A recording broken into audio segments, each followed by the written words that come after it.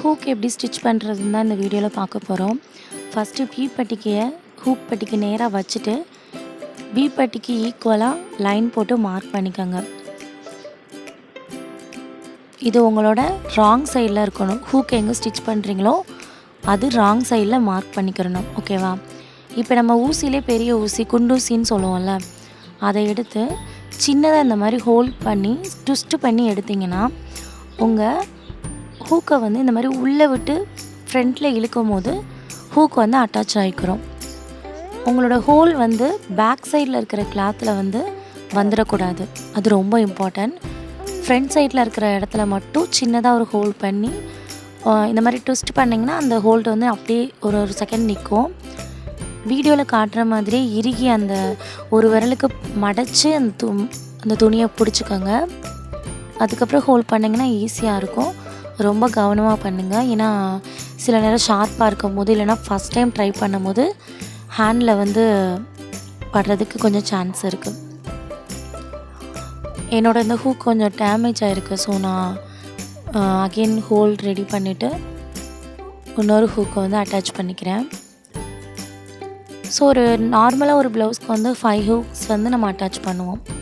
So நீங்கள் எப்போயுமே என்ன பண்ணுங்கள், ஒரு இப்படி குண்டூசியை யூஸ் பண்ணி ஒரு 5 ஹூக்கையுமே ரெடி பண்ணி ஃபஸ்ட்டு அட்டாச் பண்ணிக்கோங்க.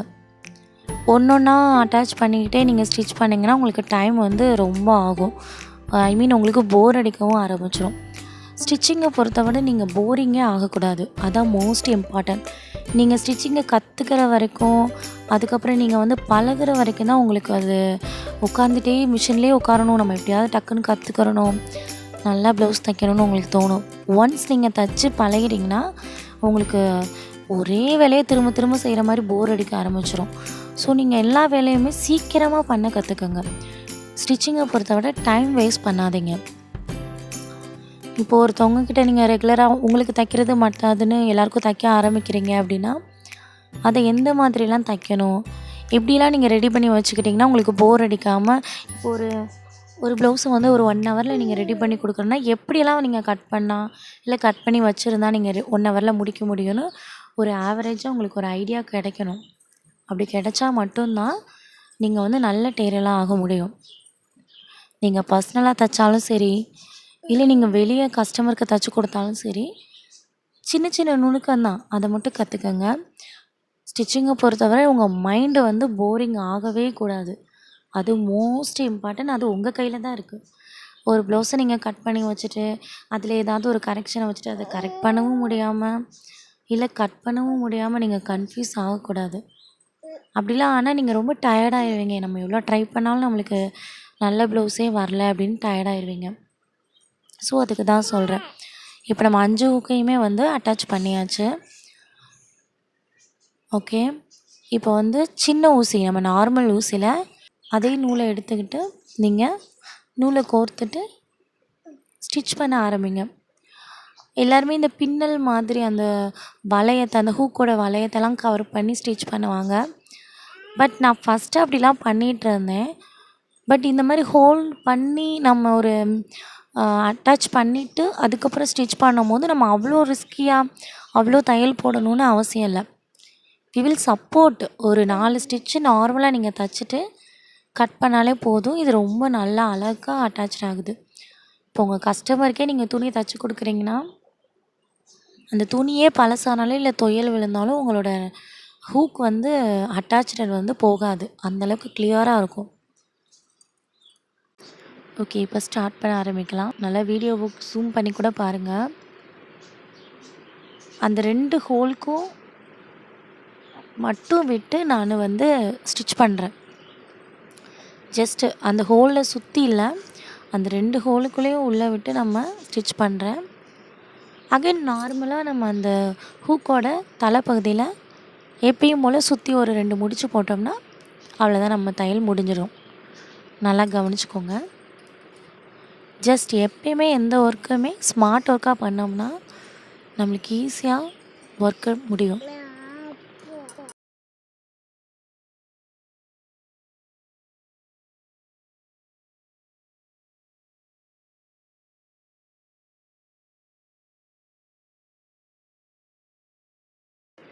இப்போ உங்களுக்கு புரியணும்னு க்ளோஸில் காட்டுறேன். இப்போ பார்த்தீங்கன்னா உங்களுக்கு கிளியராக தெரியும். ஜஸ்ட் அந்த ரெண்டு ஹோல்லையுமே உள்ளே விட்டுட்டு அதுக்கப்புறம் தலைப்பகுதியில் ஒரு 2 ஸ்டிச்சு நான் பண்ணுறேன், அவ்வளோதான்.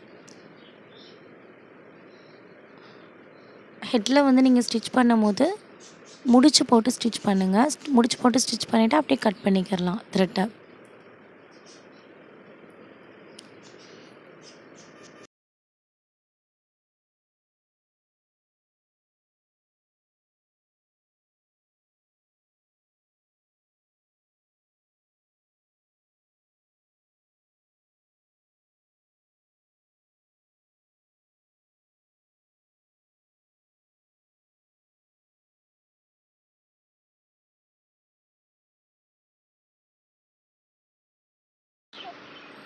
இதே மாதிரி 5 ஹூக்கையுமே ஸ்டிச் பண்ணிடுங்க.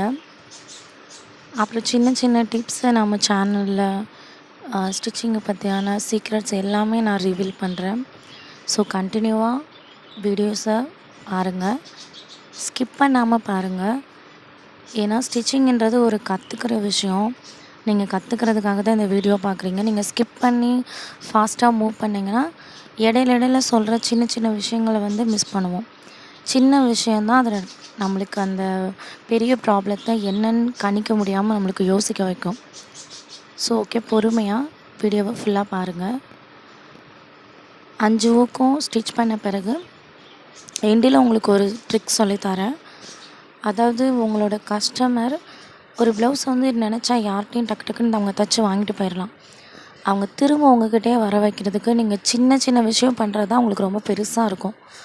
சில பேர் துணியெல்லாம் கட் பண்ணி ஸ்டிச்சு எல்லாமே கொடுத்துருவாங்க. ஆனால் அவங்களுக்கு போடும்போது பார்த்திங்கன்னா கொஞ்சம் ஒரு சில விஷயங்கள் அவங்களுக்கு அன்கம்ஃபர்டபுளாக வைக்கும். அப்படி அன்கம்ஃபர்டபுள் இல்லாமல் அவங்கள நீங்கள் உங்கள் கஸ்டமரை உங்களுக்கு அவங்கள கம்ஃபர்டபுளாக கொண்டுட்டு வாங்க. எனக்கு இந்த பொண்ணுகிட்ட கொடுத்தா அவங்க எனக்கு ஈஸியாக தைச்சி தருவாங்க, நான் வேற எங்கிட்ட போக தேவையில்லை அப்படின்றது தான் ஃபஸ்ட்டு திங்க். நீங்கள் அவங்க ஒரு டைம் எனக்கு 2 நாள் கழிச்சு வேணும்னா நீங்கள் ஒரு 1 டே முன்னாடியே கொடுத்துருங்க. இப்போ ஒரு சின்ன சீக்ரெட் சொல்கிறேன். உங்கள் கட்டரை எடுத்துகிட்டு